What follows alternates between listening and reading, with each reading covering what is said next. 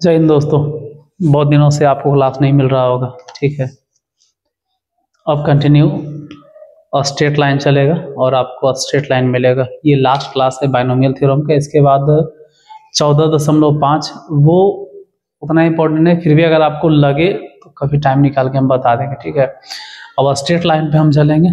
तो straight line को अब पढ़ाना है। फिलहाल आज तो एक क्वेश्चन बचा हुआ है, बता देते हैं। क्वेश्चन नंबर 23 एक्सरसाइज तो आप जानते हैं कि कौन सा चल रहा है, क्या है। पहले क्वेश्चन ध्यान से देख लेते हैं, फिर सॉल्यूशन को देखेंगे। 23 नंबर क्वेश्चन, यदि x + 1 to the power n के प्रसार में r-1वां, r वां और r+1वें या 1वां पदों के गुणांकों में 1:3:5 के अनुपात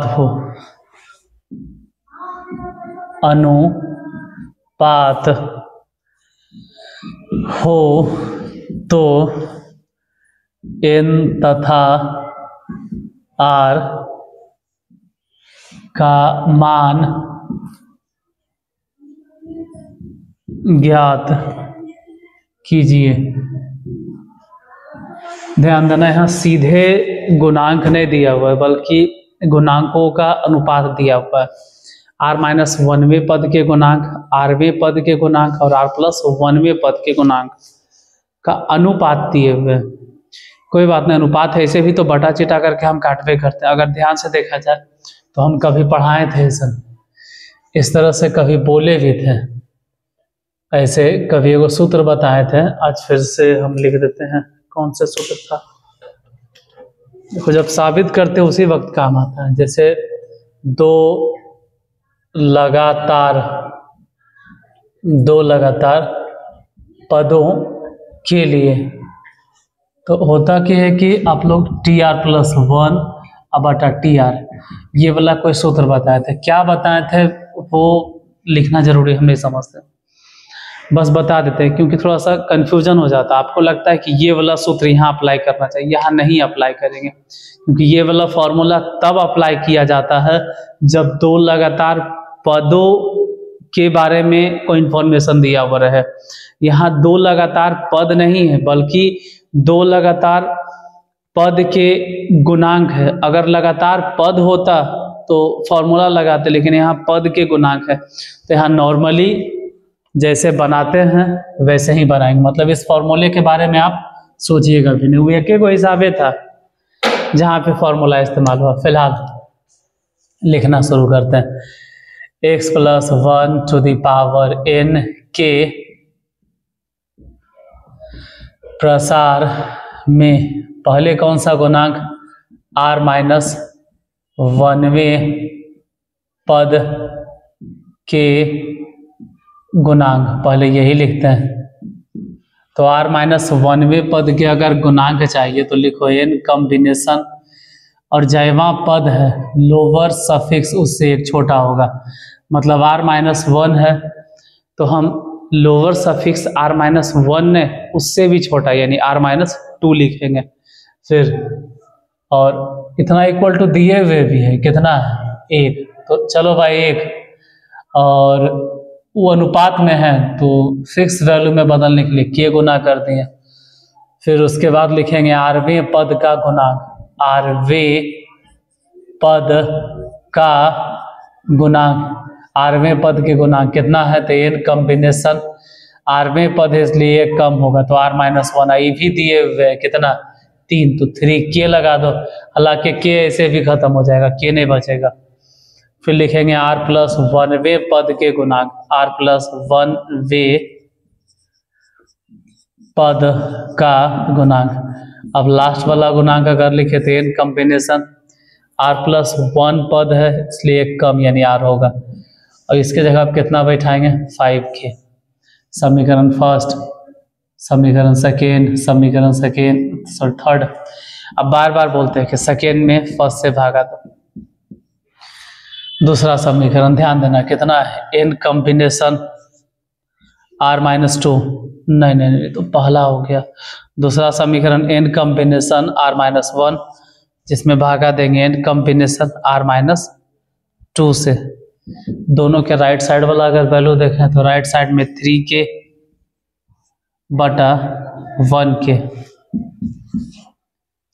बाकी n कॉम्बिनेशन r-1 जो भी फॉर्मूला है n फैक्टोरियल बटा लोअर सफिक्स है इसलिए r-1 फैक्टोरियल होगा, और साथ ही साथ अपर सफिक्स मतलब n में से r घटेगा और 1 घटाएंगे तो +1 फैक्टोरियल। फिर लोअर सफिक्स है सॉरी अपर सफिक्स है इसलिए n फैक्टोरियल होगा, और फिर r-2। अब r-2 के फैक्टोरियल इससे नीचे, उससे अच्छा ऊपर लिखो r-2 के फैक्टोरियल, और साथ ही साथ इसी के बगल में upper suffix minus lower suffix n-r और +2 फैक्टोरियल। k से k कट गया तो is equal to 3। n factorial दोनों तरफ से कैंसिल। फिर r-2 छोटा वैल्यू है, r-1 बड़ा है तो ये छोटा नहीं तोड़ना, r-2 फैक्टोरियल ऐसे ही रह देंगे। इधर लिखेंगे n-r+2, ये बड़ा है +1 छोटा है तो n-r+1 फैक्टोरियल बटा नीचे वाला वैल्यू अगर तोड़े तो r-1 बड़ा है इसलिए r-1 पहले लिखेंगे, फिर r-2 फैक्टोरियल, फिर n-r+1 फैक्टोरियल बराबर जितना है उतने रह देंगे। ऊपर नीचे अगर कैंसिल करें तो r-2 फैक्टोरियल यहाँ भी है, r-2 फैक्टोरियल यहाँ भी है। उसके बाद n-r+1 factorial, n-r+1 factorial cancel. बाकी जो बच गया वो तिरछा तिरछी गुना करेंगे। यहाँ n-r +2 है तो +2 रह देंगे बराबर r-1 उधर गुना करो 3r-3, सबको एक तरफ अगर लिखे तो n-3r इधर लिखेंगे तो -4r, 2 उधर लेके गए तो -5। समीकरण फर्स्ट तो नहीं है कह सकते क्योंकि पहला दूसरा तीसरा लिख दिए। समीकरण चौथा, अब ऐसे ही समीकरण जैसे यहाँ दूसरा में पहले से भागा दिए तो अब यहाँ लिखेंगे समीकरण 3 में भागा देना है समीकरण 2 से। समीकरण 3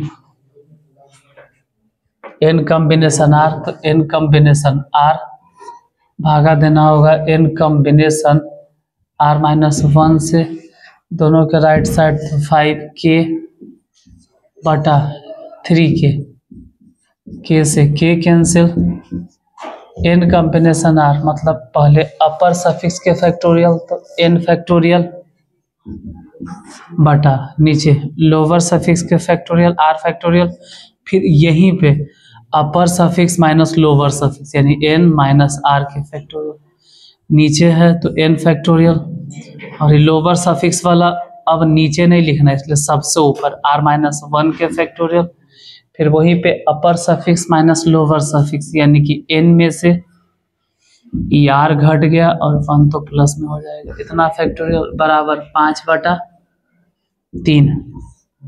n फैक्टोरियल दोनों कैंसिल हो गया, r-1 छोटा वैल्यू है, r बड़ा वैल्यू है, छोटा ऐसे ही रह देंगे, r-1 फैक्टोरियल छोड़ देना है, r भले ही तोड़ेंगे तो r पहले लिखेंगे तो फिर बच गया r-1 फैक्टोरियल, n-r +1 आई खाली n माइनस आर, मतलब n माइनस आर छोटा है और n माइनस आर प्लस 1 बड़ा है, तो इस बार ऊपर वाला तोड़ेंगे n minus r plus 1 into n minus r factorial, मतलब एक कम हो गया तो n माइनस आर बचेगा, और यहाँ जैसे है n माइनस आर फैक्टोरियल रहे देंगे बराबर 5/3 n minus r factorial cancel, r minus 1 factorial r minus 4 factorial cancel, बचा कितना 3 से गुना करें तो 3n minus 3r plus 3 is equal to r, अगर गुना करें हाँ तो 5r,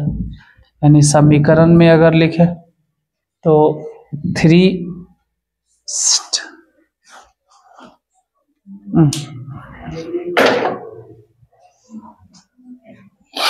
सब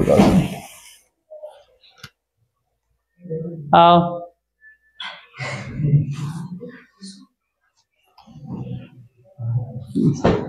पूरा करिए देते हैं